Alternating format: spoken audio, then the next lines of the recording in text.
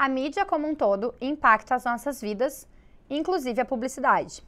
O que acontece é que esse impacto vem desde muito cedo sem que a gente perceba a influência disso nos nossos comportamentos. Ou seja, as crianças são fortemente impactadas pela comunicação. E hoje a gente vai falar do que a gente pode fazer para entender, preservar e proteger o público infantil.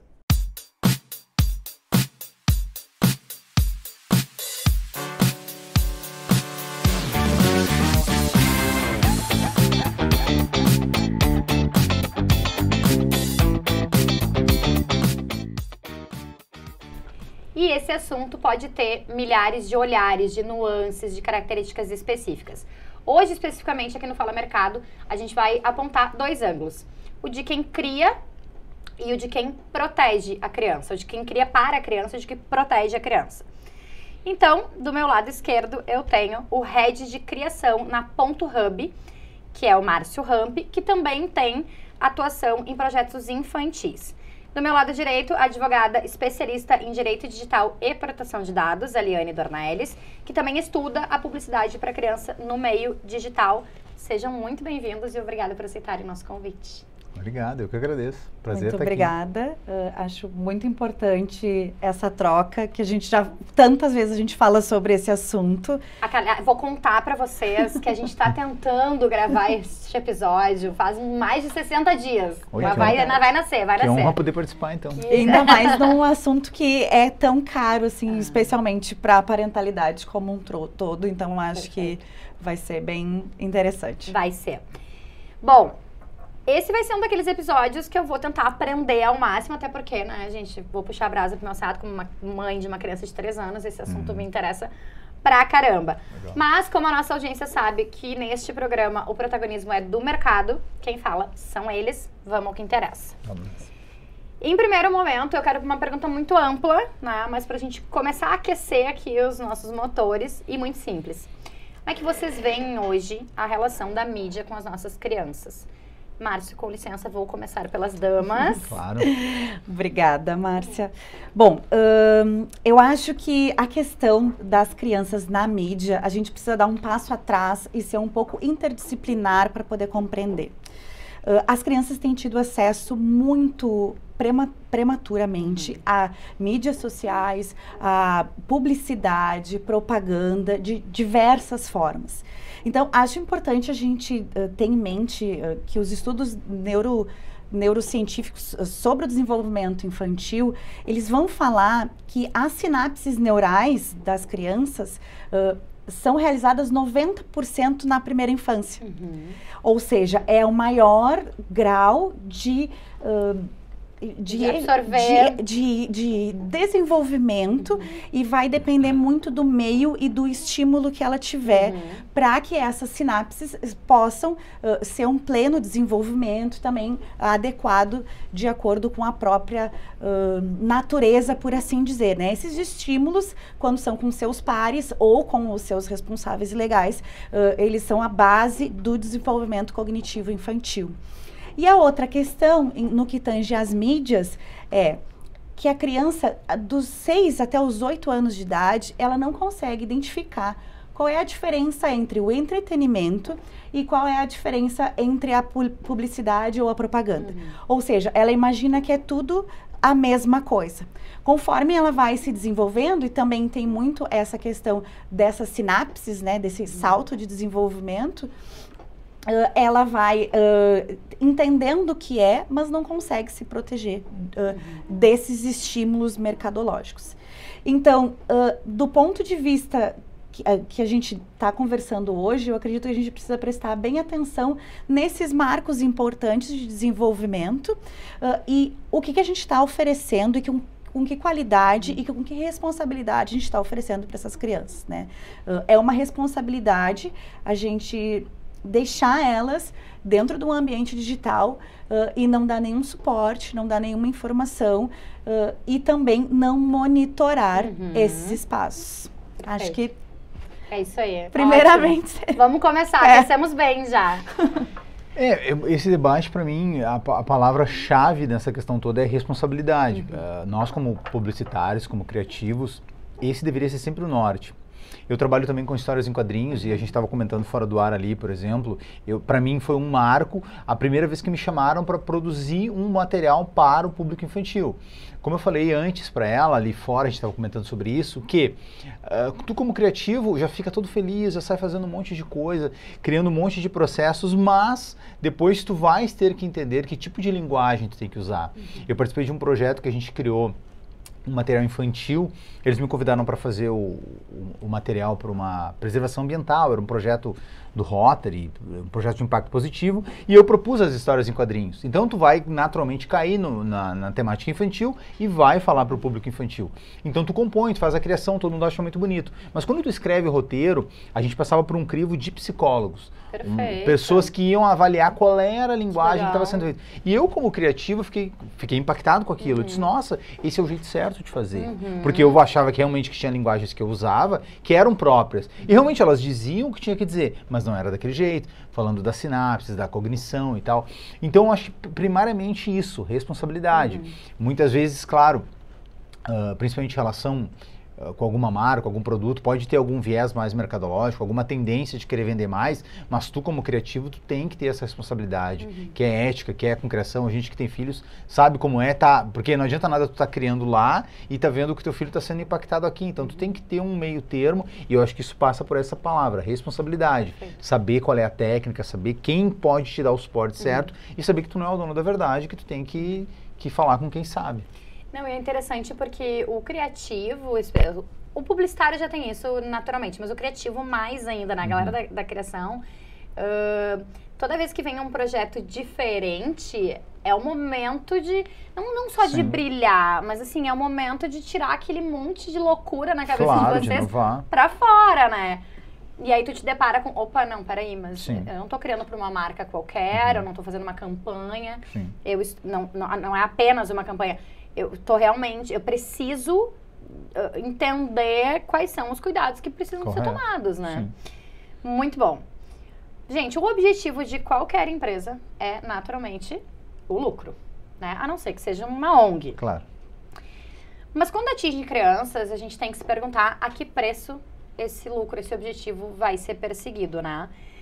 Então, em que nível ou de que forma vocês acham que a mídia interfere no comportamento das crianças? Porque a gente sabe que nós somos impactados pela mídia, seja jornalismo, seja publicidade, seja entretenimento, desde muito cedo, né? Muito cedo.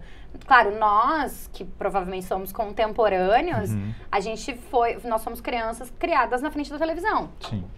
De uma televisão, de um canal aberto. Numa lógica bem diferente de hoje, né? Até a própria propaganda na época do eu tenho, você não tem. Era assim, abusos mercadológicos de comparação e um estímulo ao consumo absurdo. Não, e sem contar, assim, a gente sempre fala muito isso quando a gente discute a mídia dos anos 90, né? A imprensa, principalmente, ou o entretenimento dos anos 90. Gente, a gente vê o Domingo Legal. Sim, a gente vê a banheira do Gugu com 9, 10 anos, né? Em compensação, hoje as nossas crianças são, como a gente estava falando, altamente impactadas pela tecnologia, que é ainda mais difícil de monitorar, né? Porque eu acho que a gente tem um marco aí de que antes do boom da tecnologia e dos meios digitais, tinha um comportamento diferente, um pouco entendimento dos nossos pais sobre essa responsabilidade. Tudo era muito aceitável, né? Tudo era muito normal. Hoje, porém, a gente tem esse entendimento de que o eu tenho, você não tem, é extremamente nocivo à cabeça de uma criança. A gente tem o entendimento que o Domingo Legal é um programa inaceitável no domingo de tarde, né? Ainda mais no horário que é. Ainda mais no horário que era. Em compensação, a gente tem um outro desafio, que é esse monitoramento digital, né? Que muitas vezes foge do nosso controle, né? E assim, não só a criança, a gente pode falar também um pouco desse pouco controle do adolescente, né? Que aí a gente tem a coisa, não pode invadir também a privacidade, tem assim, enfim. Então, como é que vocês acham que tudo isso que a gente falou aqui interfere nesse comportamento? É uma questão muito, muito delicada, porque já existem alguns estudos que vão dizer que as nossas crianças, as nativas digitais, né, que já nasceram... Os nossos filhos. Que já nasceram nessa conectividade, elas vão ter problemas de às vezes obesidade, erotização precoce, tem questões também de baixa resistência à frustração. É muito, eu tenho tudo, eu tenho o tempo todo, né? Então, eu tenho on demand, né? Eu vivo numa vida de plataforma. Então, eu não preciso esperar o domingo para poder assistir o Três Espiãs Demais, por exemplo. Eu tenho o que eu quero. Então, essa baixa resiliência e essa baixa expectativa a frustrações me deixa, né, absurdamente preocupada com o futuro das nossas infâncias, né? Como mãe e como advogada, né? Exatamente. Porque assim, ó, o que nós temos na legislação, o único direito constitucionalmente previsto com absoluta prioridade, não tem nenhum outro artigo dos 250 da Constituição que fala absoluta prioridade, é só o das crianças, nenhum outro. Então, a proteção integral da criança, ela é um objetivo de nação, né? Na época do Constituinte. Então, o que nós... E ainda é muito bonito o artigo, o 227, que ele vai dizer o seguinte, é dever do Estado, dos pais, dos responsáveis, da comunidade. Então, é dever de todos nós, né? Essa proteção. No momento que a gente vai dar um dispositivo, a gente precisa monitorar, a gente precisa estar em cima, a gente precisa explicar, porque não é assim, proteger a criança da internet, é para a internet, ela vai ter mecanismos, ela vai saber que tipo de comportamento é aceitável, que tipo de comportamento não é inaceitável. Eles não têm uma ética, né? Eles não sabem o que é certo, o que é errado. Sim. Então, é muito conversa nesse sentido. E já existem algumas... propostas legislativas que pretendem atualizar as leis que nós já temos para o mundo digital, ainda ocorrendo não tão rápido como a sociedade precisa, precisaria, né? Mas é porque, na verdade, assim, o que o direito ele faz? Ele protege de acordo com a mudança de valores e as questões sociais. Então, para tu ter uma discussão jurídica, para tu ter um projeto de lei aprovado, especialmente se é de regulação de Big Techs, ela vai ter um processo legislativo muito moroso, muito conversado, sociedade civil vai estar envolvida. Então, não é uma coisa do dia para a noite. E é possível que após uma aprovação legal nesse sentido, 2 dias depois já surge uma nova tecnologia que não alcance. A lei não acompanha, Exatamente. Né? A justiça não acompanha. Não quer dizer que a gente não tenha mecanismos suficientes, né? A gente tem já positivado na nossa legislação que a proteção das crianças é um projeto de nação, então é proteção integral, então a gente não pode invisibilizar essas crianças dentro desses ambientes. Nem negligenciá-las, exatamente. Né? Mas a gente vai ter que usar o que a gente já tem, adaptando de alguma forma, né? Mas o interessante desse debate todo é que o cenário hoje é muito mais acelerado, né? A gente comentou isso antes, né? Que, por exemplo, nós, no nosso tempo de criança, a gente tinha uma relação muito mais linear com as mídias, né? Hoje em dia eles têm uma relação muito mais ampla, mais rápida. Mas nada linear. Então, por exemplo, assim, antes era fácil, por exemplo, lá tu tinha eu tenho, você não tem, tu tinha como ver qual era a propaganda que estava abusando do processo e tirá-la do ar.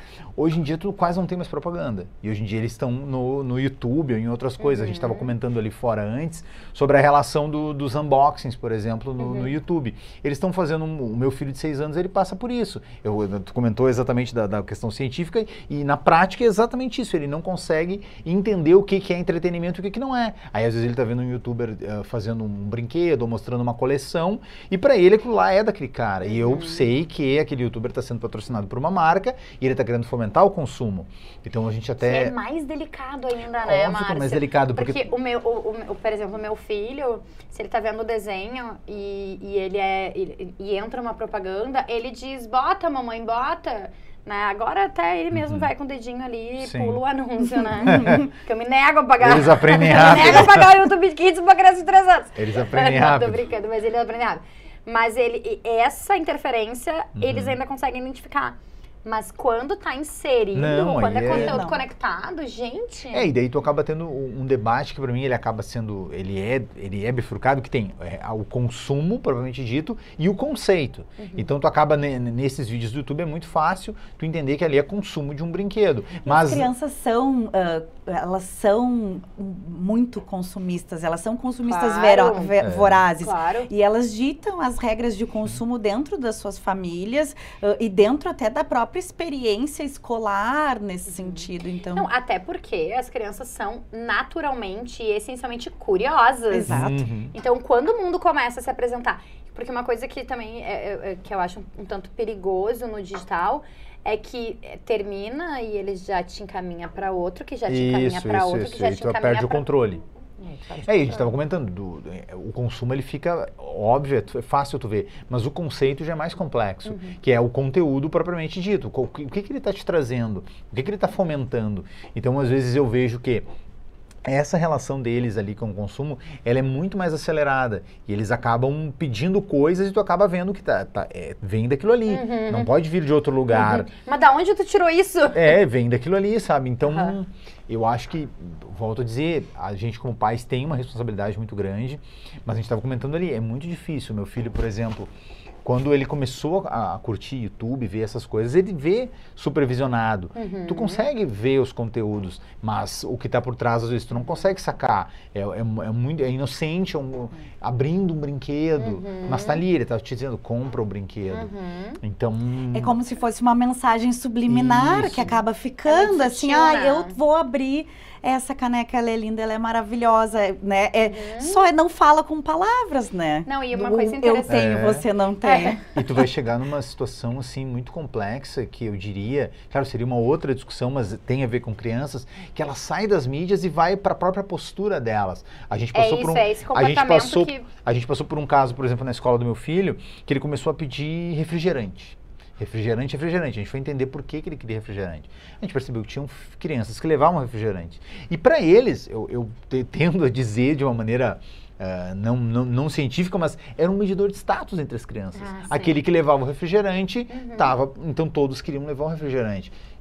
Como é que chegou naquele consumo? Eu não sei onde ele viu aquilo, mas é uma família que permitiu a entrada, faltou uma supervisão, e tu como pai, às vezes, quando teu filho vai colidir com o mundo, tu não tem controle disso. Ele vai colidir com outras realidades, então tem que... É uma coisa interessante isso, porque tem muito essa discussão. Eu tenho muitas discussões com outras mães, obviamente, mas a gente fala muito isso assim, mas a criança, mas ele tem que, algo assim, tipo, ele tem que tomar refri todos os dias, ele, sabe, ele quer... Ele determinou isso. Sim, mas alguém Alguém ele não vai no mercado comprar, Não. ele não tem ainda para isso. Sim. E aí vem a questão toda da comunicação e dessa publicidade, dessa mídia. Uma vez eu lembro que acho que eu nem tava ainda no mercado da comunicação, mas um publicitário me disse assim, Márcia, quando tu passa na gôndola do supermercado, naquela parte das guloseimas ali, o chocolate, o salgadinho, onde é que elas estão localizadas? Tudo embaixo. Tudo embaixo. Sim, o jogo é isso. Né? Sim. Porque eles precisam, essas marcas precisam seduzir a criança, que vai pedir, vai infernizar e etc. Uma coisa que eu acho interessante a gente comentar, porque a gente está falando desse descontrole, eu lembro que quando eu comecei a estudar o On Demand, que a Ali comentou, eu entrevistei um publicitário que ele me disse assim, eu acho que eu já contei essa história aqui no Fala Mercado, inclusive. Ele falou assim, Márcia, isso foi 2012, talvez, tá? Márcia, minha filha tem 4 anos e hoje ela não conhece a interferência de comercial de TV. Porque ela já está no On Demand. Ou seja, daqui 5, 10 anos, a gente não... vai ser mais difícil, vai ser mais... Porque a gente estava falando do ponto de vista das marcas, né? Vai ser ainda mais desafiador para as marcas... Sim. chegarem nessas crianças como uma opção, né? Eu lembro uma vez que o Piangers, inclusive, comentou que a filha mais nova dele entrava em loja de brinquedo e ali manuseava um pouco e devolvia, porque ela não era impactada por esse consumo, então ela achava que era uma espécie, sei lá, de biblioteca de brinquedo, tu vai ali, usa e devolve. Sim.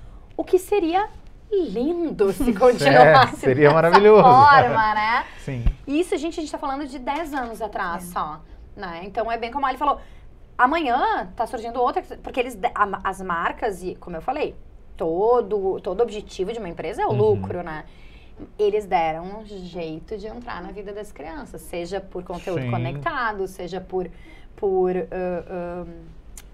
mídias digitais, por redes sociais. Na verdade, na plataforma, acho que são 3 os lugares principais, que é YouTube não pago, né? Que ele vem com uma publicidade direcionada, tanto o YouTube como o YouTube Kids, os dois têm. Tem esses unboxing, que é dentro do próprio... O youtuber abre, né? E faz apresenta aquele produto de uma forma como se estivesse abrindo um presente. E aí também, em jogos, a publicidade patrocinada, quando a criança abre um pouquinho mais, vem o jogo, e daí no meio do jogo vem um patrocinado, que é um outro jogo. Que tu não consegue continuar. Tu não consegue continuar ou tu espera ele passar, né? Tem vários nomes para esse tipo de ads, né? Esses ads dentro dos jogos. Eu acho que a maior dificuldade agora de regulação reside nesses ads que vêm para conteúdo de classificação livre, né? Porque às vezes, se tem alguma outra questão no YouTube, a gente consegue, por exemplo, notificar os órgãos responsáveis, que seriam a Senacom, o Ministério Público, através dos PROCONs, né? Olha, tem uma publicidade inadequada aqui para crianças, diz que o canal é de classificação livre e, na verdade, está incentivando o consumo. O Conar não, olha. O Conar é mais... ele não abre essa investigação. Tá. Ele não abre essa investigação. Ele regula, ele orienta como que vai ser, né? Então, às vezes tem alguns processos, mas o caminho... Porque a abusividade da propaganda, ela é em relação à criança consumidora, que é vulnerável. Então, por isso o papel da Senacom, né? Perfeito. E do Ministério Público, porque a criança, ela é uma hipervulnerável nessa relação toda, né? Ela não sabe, ela não pediu pra estar ali, né? Ela nem que teria propaganda se fosse por ela. Se ela escolhesse, exatamente. Definitivamente, meu filho ia dizer, não quero. Exatamente. Não quero. É verdade. Márcio, na hora que tu trabalha com esses projetos, né? A gente falou dos os quadrinhos, enfim, muitos deles impressos, né? Mas contasse da tua primeira experiência e algumas vieram depois já, né? Então, assim, mas quando tu fala do processo criativo na hora de produzir para essas crianças, que tipo de cuidado? Tu falou, tem as sinapses, né? Tem as psicólogas que me ajudam. Que tipo de cuidados hoje, já mais experiente, passam pela tua cabeça já na hora de produzir? Basicamente, como eu falei, tu vai consultar pessoas que podem te dar uma orientação melhor, isso sempre, mas eu acho que do ponto de vista da comunicação, de uma maneira mais ampla, tu tens uma responsabilidade com a geração futura e com a construção que está sendo feita. Por exemplo, quando eu trabalho num projeto de conscientização ambiental, a gente muitas vezes a gente acaba caindo nesse debate geracional, né? E tu tristemente conclui que a geração da qual a gente faz parte, ela é quase uma geração perdida nesse sentido. Completamente. Porque Inimigos do Capitão Planeta. Exatamente. E aí tu pensa, não, então a gente vai apostar nas crianças, na mudança de mentalidade das crianças. E eles Esses dias eu separei o lixo. Sim, eles já vêm com drive diferente. Eu separei o lixo em casa e eu disse, agora essa lixeira é pra isso, essa é pra essa. E meu filho olhou pra mim e disse assim, ai, como ela tá cuidando do meio ambiente. Eu disse, ainda com um tonzinho, sabe? Uma hostilidade. O meu filho fala às vezes da comida, ele fala, essa comida é saudável. Ele já entende a comida saudável e a comida não saudável. Por mais que às vezes ele opte pela não saudável. Que a maioria das vezes. A lista dele é toda de não saudável, mas enfim. Óbvio, provavelmente. Enfim. Mas enfim. Mas quando tu vai criar isso, tu vai, né, necessariamente, é quase como se fosse uma missão com uma geração que está se construindo. Então tu como criativo tem que ter sempre isso no teu norte. Tipo, que tipo de mensagem a gente vai passar para eles? Que, no caso da mensagem da preservação do planeta, de conscientização, tu vai passar esses drives que, como tu disse, eles já vêm com isso eles já vêm mais dentro deles, né? Mas então, basicamente, tu vai procurar uma mensagem que seja construtiva, primeiramente. Que agregue na jornada deles para que eles lá no final sejam adultos diferentes do que a gente conseguiu ser no fim das contas, né? E melhores, né? Melhores, sim. A gente sempre quer que sejam melhores. A gente quer que sejam melhores. A gente falava esses dias no outro episódio que a gente gravou, que assim, eu, Márcia, sou um pouco crítica à geração que tá vindo, né? Que tá vindo não, que tá vindo é a alfa, né? Mas eu sou muito crítica à geração Z. Por outro lado, como eu disse, eu acho que eles vêm mais desprendidos de preconceito, já vêm com uma consciência socioambiental muito maior do que a gente foi. Mas eu fui provocada por um convidado que eu achei interessante, porque ele falou assim, Márcia, a geração dos nossos pais sempre reclamou da nossa geração. E a gente vai reclamar da Z. Sim, é um debate, e a Z vai reclamar da Alfa, né? Então, assim, a ideia é que eles sejam cada vez ser humaninhos melhores, né? De alguns pontos, mas enfim. Sim. Né? Não, mas eu acho que isso é possível. Mas tá a nossa geração é meio que uma geração ponte, né? A gente tem essa responsabilidade de estar cuidando daquela geração anterior e estar construindo essa nova. Então a gente tem essa missão com esses valores, eles são... Tá na nossa mão passar isso ou não. Claro, nós estávamos comentando isso ali fora antes, que nós temos uma missão super importante nas mãos e junto disso a gente está super ocupado, está super cheio de coisas para fazer e sem tempo para dar essa devida atenção. Perfeito. Então, na realidade, acaba sendo um desafio maior do que muitos de nós estão preparados para conseguir realizar. Mas talvez, Márcio, eu acho que isso que a Ali traz, que eu achei muito interessante, né? Que essa coisa do cuidado da criança é um projeto de nação. Talvez isso faça ainda mais sentido, né? Porque a gente, como pais, não vai dar conta de tudo, né? Sim. A gente tem, assim, vocês estavam falando, eu estava pensando, a gente brinca que culpa é sobrenome de mãe, né? Mas, claro, um pai atuante também, né? Obviamente. Então, assim, a gente bate sempre aquela dúvida do, sei lá, vou dar um exemplo aqui, bobo. A criança... é mordida. O meu filho foi mordido na escola durante um período grande, assim. Ele era sempre mordido, ele Mordido era sempre por mordido, por ele é outra sempre criança. mordido por outras crianças. Aí um dia ele foi lá e mordeu.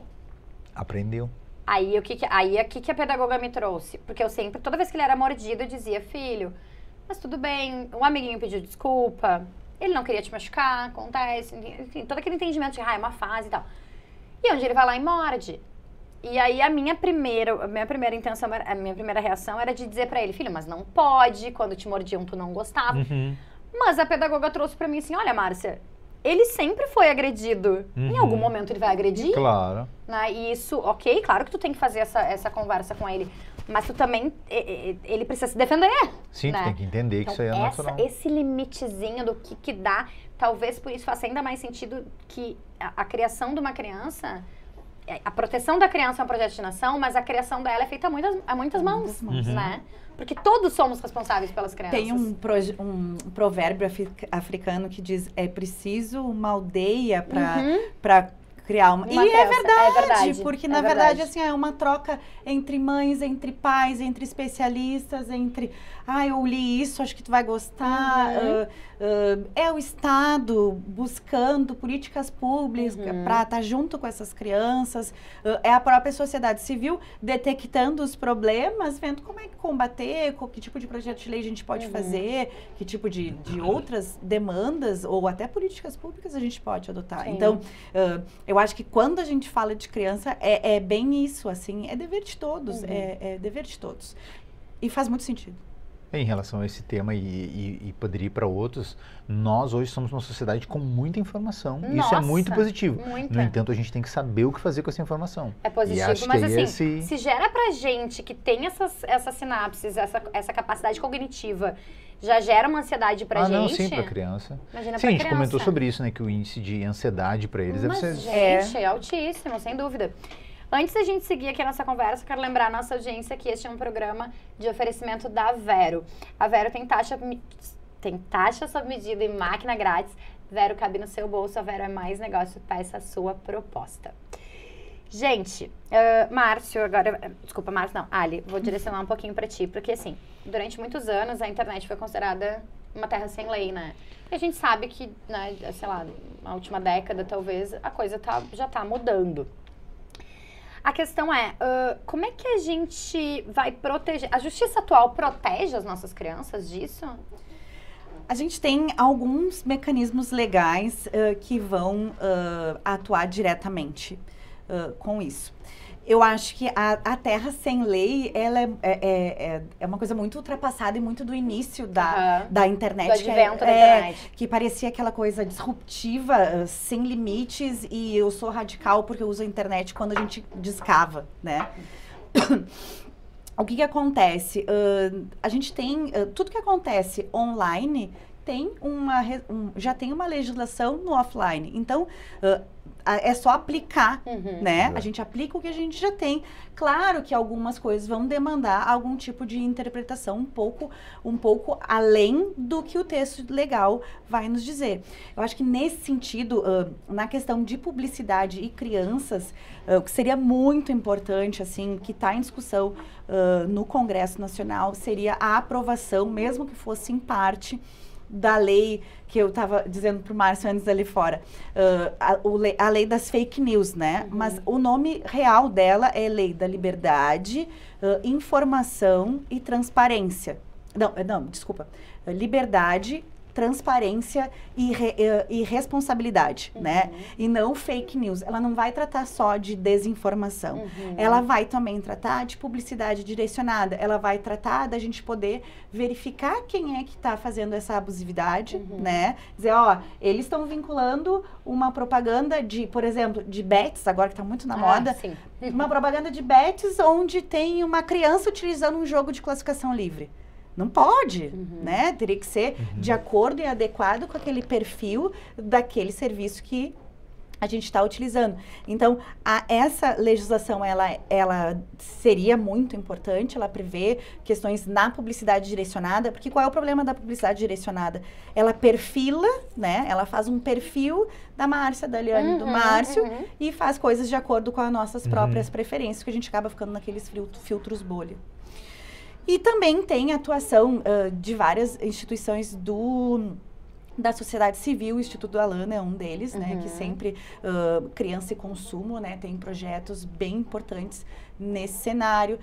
A gente tem o próprio Código de Defesa do Consumidor, que vai falar que é abusiva a publicidade direcionada a crianças quando se aproveitar da ausência de conhecimento delas naquele tema. Perfeito. A gente tem também algumas outras iniciativas de alteração do ECA para também atualizar perfis de redes, tanto redes sociais como em jogos, para o mundo digital, colocando sempre com um controle parental, né? Sempre bom lembrar que é absolutamente incapaz toda criança e adolescente até os 16 anos. Né? A partir dos 16 aos 18, ela é relativamente incapaz, então pode tomar algumas decisões. Uau. Então, por exemplo, no Family Link, que é um controle parental, né? Tem uma previsão que se a criança atinge 13 anos, ela pode notificar o pai e dizer, ó, não quero mais a tua supervisão. 13 anos. 13 anos. Então, Gente, 3 anos antes da... 3 anos antes de ele poder ter algo, né? Ela é absolutamente incapaz, ela não responde por nenhum ato, né? Quem responde seriam os pais. Aquela questão da emancipação a partir 16, né? A partir dos 16 também. 16. A partir dos 16, né? Então, tem esse limbo dos 13, porque a maioria das plataformas admite uma criança, né? Eu a considero criança ainda, de 13 anos, utilizar. E também tem essa questão do controle parental, permitir a notificação dos pais. Olha, não quero mais a tua supervisão. Ai, gente, que medo. Filho, mamãe te ama, mas mamãe não vai deixar. Márcio, tu tens uma atuação forte, então, como quadrinista, né? Faz isso muito para público infantil. Muitas vezes impresso, né? Sim, muitas mas vezes impresso. a gente sabe que a tecnologia invadiu a vida das nossas crianças, né? A gente já falou bastante sobre isso. O que nós, como responsáveis pelas crianças, como as crianças sendo um projeto de nação, que eu vou usar isso a partir de agora muito, o que a gente pode fazer para preservar as nossas crianças dessa exposição da mídia? Porque a Ali falou que tem algumas ferramentas que tu consegue, né? Seja do ponto de vista da denúncia de publicidade abusiva, seja do próprio controle e monitoramento da criança. Também tem uma questão muito de evangelização do nosso público, né? Assim, os nossos comunicadores, então mas, assim, de forma mais leiga, né? O que o público em geral pode fazer para a gente poder cuidar das nossas crianças? Olha, eu acho que passa, vou falar uma coisa que vai parecer até meio antiquada, mas passa por presença, sabe? Porque a gente tem um processo hoje, como eu falei antes, que pai e mãe estão cheios de coisas para fazer, muitas demandas profissionais, pessoais, de família, e acaba, muitas vezes, a gente falou isso ali fora. É a babá eletrônica. É a babá né? eletrônica. A babá eletrônica, pela pesquisa, mostra que são quase mais de 5 horas por dia, na média, que as crianças ficam expostas a babá eletrônica, assim, digamos. A babá eletrônica hoje já sendo considerada não mais só a TV, mas os dispositivos digitais, tablet, celular, etc. sim. 5 horas, isso é um tempo muito grande. Nossa, muito Então, muitas vezes, a gente passou por isso uma vez em casa, a gente tinha uma arrumação para fazer, a gente não libera o celular pro meu filho. Mas teve um dia que ele estava muito terrível, a gente precisava fazer, fica com o celular aqui. Ele ficou 15 minutos com o celular. A minha esposa falou assim, depois de 15 minutos, parece que não tem criança em casa. Realmente parece que não tem criança em casa. Então tu vê, olha o malefício que isso está trazendo. É um malefício incrível. E é para o bem de vocês. E sim, com não certeza. Eu lembro que em seguida que eu fui mãe, o Pedro foi um bebê de pandemia, né? Então assim, eu estava trancada em casa com uma criança, um bebê. E muitas vezes sozinha ali, em questão por questão de trabalhos e demandas. E uma vez eu lembro que eu levei pra pediatra, eu estava muito angustiada, disse, às vezes eu botava uma TV pra ele, podia ser um Mundo Bita, que é teoricamente mais inofensiva, né? Mas aquilo me gerava culpa, né? E ela disse pra mim uma vez assim, Márcia, calma também, né? Tu precisa lavar uma louça, tu precisa tomar um banho, tu precisa tu olhar o teu celular em algum momento. Então, assim, calma, né? Sim. Tudo com parcimônia dá pra fazer. Não é demonizar a tecnologia. Não é cortar, não é demonizar os jogos. Tem muita coisa, eu vejo isso em relação ao Pedro, assim, tem muita coisa que ele traz que é muito legal. Ele, claro, com 3 anos tá numa fase muito, muito bacana desses aprendizados. E que a gente, como tu dissesse antes, Márcio, tu olha e diz, putz, só pode ter tirado isso de um desenho, porque aqui não foi, na escola não seria. Então, assim, tem algumas coisas legais, né? Meu sobrinho, que tem a mesma idade do meu filho, ele fala as cores em inglês. Sim, meu filho faz isso também. E ele não tem inglês na escola. Ele só pode aprender isso na televisão. Ou seja, tem um lado positivo nesse sentido. Não dá pra demonizar, só que como tu falou, de não cortar a internet, mas preparar eles pra internet. Eles, pra que eles tenham algum tipo de noção, que eles também não se... Tem muita questão de bullying, cyberbullying, que eles também não se coloquem nesses espaços, né? Por isso, eu acho que é conversa, né? É conversa. Lá em casa a gente tem uma regra, né? Como que a gente resolve as coisas aqui em casa é conversando. Então é conversa. É dizer, não vou deixar tu... Por exemplo, tu não vai ter um chip porque tu não pode, não tem idade ainda para ter um WhatsApp para conversar. Tu quer conversar, tu me avisa, eu faço, né? Então conversa com o meu aqui. Exato. Conversa pelo meu. Ter limites bem estabelecidos e explicar o porquê, né? E por que eu não posso usar esse jogo? Porque esse jogo tem interação com outras pessoas e eu não vou estar... Por exemplo, é uma responsabilidade eles estarem utilizando tecnologia se tu não vai estar o dia inteiro. Sem dúvida. Então, por exemplo, não pode usar. Por quê? Porque tem interação com outros usuários, eu não autorizo. Isso chega no que eu disse, assim, que também são só as crianças, né? O adolescente também tem essa questão, especialmente os jogos online. Todos nós chegaremos nessa fase, né? E, assim, hoje talvez nem tanto, talvez até seja um pouco preconceituoso que eu vou falar, mas, assim, principalmente meninos, né? Então, assim, são mais levados a essa aptidão dos jogos online. E, cara, ali é um ambiente que eles falam com o mundo inteiro. Mas se eu tivesse que dizer uma coisa, vou dizendo pra câmera agora. Vai! Criem, pais e mães, criem espaços, criem tempo com o filho de vocês. Porque muitas vezes... Eu faço isso com os meus guris, sabe? Muitas vezes tu precisa do celular, tu precisa da televisão, tu precisa do tempo para produzir, tu precisa. Isso é fato, como tu falou. Concordamos. Mas, queira ou não, esse tempo vai passar. Essa criança vai virar um adolescente, vai virar um adulto. Todos nós aqui já fomos uma criança. Hoje em dia a gente está no mundo e pai e mãe, não sei onde é que estão, enfim. Ou seja, aquele tempo vai passar. Então tu tem que ter noção desse processo e dedicar um tempo para aquilo ali. Por exemplo, eu ilustro, eu gosto de desenhar. Eu me acho nos desenhos com meus filhos. Minha esposa às vezes brinca que ela diz, ele tem um um desenhista de aluguel pra ele aqui, porque ele pede os desenhos, eu vou lá e Claro. faço. Mas aquele momento que eu tô Coitado desenhando, do Pedro. Você me pediu um desenho. ele tá vendo. Eu sou desse time. O Nossa. meu desenho é... Eu vou dizer, vai lá no tio Eu sou Márcio. o jogo. Vai lá que eu faço. Eu jogo jogos. Eu gosto de jogar Uno, Mas jogo aí, um jogo ótimo. de tabuleiro. Ai, um mas joguinho de ótimo. tabuleiro, Eu, super adoro. mas assim, eu Mas não... O Pedro ótimo. tá na fase do... Não me vem desenhar. que o Pedro meu- tá na Mas fase ótimo. do joguinho de memória. É. Não necessariamente memória, porque ele ainda não tem isso, mas em vez de fazer viradinho, Uhum. eu faço. Ele é alucinado por dinossauros, alucinado, ele sabe o nome de mais de 30 Ah, dinossauros. meu filho também adora impressionante. dinossauro, ele é especialista. E aí eu viro e digo, tá, vamos lá, quem é esse Aham. aqui? O Parasaurolofo, tá, agora encontro o Parasauro. outro. Ele sabe todos os nomes. Claro. Então, esses joguinhos de tabuleiro vai. Agora, esses tempos, ele tem no quarto dele uma parte da parede que ele pode riscar, né, com giz. Coisa boa. Gente, ele fazia uns... Mamãe, essa é você. Daí tu olha. Uau, filho, que Que legal, lindo. que lindo. Não, agora eu aprendi que não, que interessante. Não, mas até... Não é que lindo, é que interessante, interessante. filho. Mas, enfim, eu concordo, Márcio, porque eu acho, a maternidade é um eterno cuspir pra cima, né? Mas eu sempre me incomodou, me desconfortou estar num restaurante, ver, né, um casal, amigos, enfim, conversando, Sim. e a criança É, grudada sim, no sim. celular. O que eu passei a fazer quando... Cuspir pra cima, né? Quando eu entendi o dar o celular pra criança Sim, na hora muitas da vezes é um janta, momento ali que eles precisam. É só um momento. É. Porque no meu caso, né? No meu caso e com o meu filho, que é uma criança bem ativa, Aham. pra não dizer outro nome, a gente chega no restaurante, eu sempre levo um brinquedo, a gente brinca com as coisas da mesa, vai, tá brincando. Sim. Aí chega a comida, aí vai, come, continua brincando.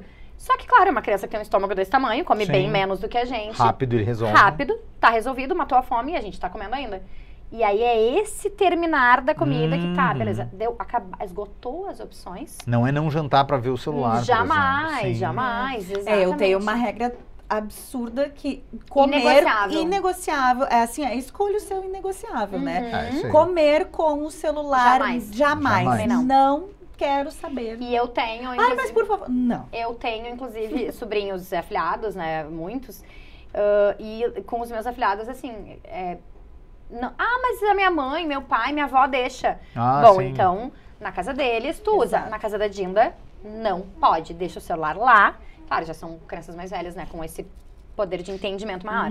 Mas Mas no é fim, inegociável. Mas no fim, nós como pais e mães, no fim a gente vai perceber que tudo são oportunidades. O meu filho tem 6 anos, ele não se liga muito em futebol, assim, Aham. mas esses dias ele assistiu, nós estávamos de férias, ele assistiu uma vitória do Internacional ali de 7 gols. Ele ficou impressionado, 7 gols. Uma vitória, ali. Uma vitória. Aí ontem... 7 gols. Mas aí ontem a televisão estava ligada, mas olha só, ontem a televisão estava ligada e ele começou a ver os números que ele tá vendo na escola. Aí ele falou, tá 0-0. Ele, por que eles não fazem 7 gols? Ele perguntou. Aí eu comecei, aí eu pensei assim, ó, é uma coisa muito rara fazer 7 gols. Aí eu falei, vou te explicar quantas vezes aconteceram 7 gols. E comecei a conversar e ele começou a perguntar. E E aí, aí o jogo nem é mais tão interessante, né? não, A explicação é mais interessante. e aí no final ele falou uma coisa que pra mim, pensei, ganhei a noite. Ele falou, como é bom conversar. Aí eu falei assim, aí eu fui contando histórias. Zerei a vida. Eu venci, cara, eu falei Venci. coisas que pra mim eu já vi, Maravilhoso. contei, e o que me custou? Só falar. É o que a gente fala do storytelling, de tu tá contando histórias. Então, pra isso, eu falei de coisas que eu aproveitei o jogo ali pra ver, mas tá num livro, tem aqueles aplicativos com historinha, que tá às vezes meio rivaliza, ele faz um barulhinho, mas é um livro que tá ali. Então, pode contar uma história de família, pode contar uma coisa do teu próprio trabalho. Muita coisa Tu vai até tá- também é pelo são exemplo, né? oportunidades. Por exemplo, o Felipe, ele lê muito. E ele, desde que aprendeu a ler, ele lê. Porque é o nosso combinado. Deu 9 horas, cada um pro seu quarto e lê. Maravilha. Maravilhoso. E daí agora ele tá numas que ele tem um que ele tá lendo agora e ele diz assim pra mim: a minha meta é ler as 200 folhas desse livro essa noite. Nossa. E Deus disse, vai dormir, porque a gente precisa Tu dormir. não vai ler 200. 200 Não vai ler. não, entendeu? Vamos ler 50, Vamos ler filho? 50? Aí Quem ele, sabe 200 na semana? aí ele fica me gritando, ô mãe, já li tantas. Ô Ai, mãe, que já li legal. não sei. Mas é isso. A gente sempre, eu falo isso, teve um outro convidado que disse isso que eu acho ótimo, que é como é que é? A experiência ensina, mas o exemplo arrasta. Perfeito. É impressionante. E é isso, né? É o mãe, vem brincar comigo. Mãe, fica aqui. Mãe, por que isso? Sabe? Sim. Eu acho que é essas oportunidades.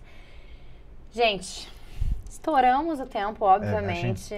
Estouramos, não, diretor. Estouramos. E certamente estouraremos mais ainda. Algumas vezes eu faço umas provocações assim, vamos fazer a parte 2 desse episódio, porque tem muita coisa para explorar ainda. Tem mesmo. E é realmente assim, terminar com esse entendimento de que a criança a proteção da criança é um projeto de nação, de que a gente precisa olhar para essas pessoas, ter esse cuidado, se colocar num lugar de que não sabe tudo e que a criatividade acima de tudo, o lucro acima de tudo, para quem cria para essas crianças, né? Eu tenho alguns episódios que eu digo assim, são bonitos, né? Que bom a gente poder falar sobre isso, que bom a gente poder compartilhar experiências e evangelizar, que eu falei também nos anos 90 a gente não tinha isso, Sim, tinha lugar diferente. para isso, A gente tá aprendendo, né? Tá todo mundo aprendendo. É, perfeito. É um mundo novo. Muito obrigada, gente, pela presença de agradeço. vocês. Muito obrigada por tantas experiências trocadas. Foi muito legal. Eu falei desde o início que era um momento que eu ia aprender o que eu pudesse. Que o protagonismo aqui foi de vocês. Valeu, obrigado. Obrigada, muito obrigada. E para vocês que ficaram com a gente até aqui, muito obrigada pela audiência. Não esquece de te inscrever no canal, ativar o sininho para o YouTube te avisar toda vez que tiver conteúdo novo. Curte, comenta, compartilha, joga pra galera, porque Fala Mercado está cada vez melhor. Eu te espero semana que vem. Tchau, tchau.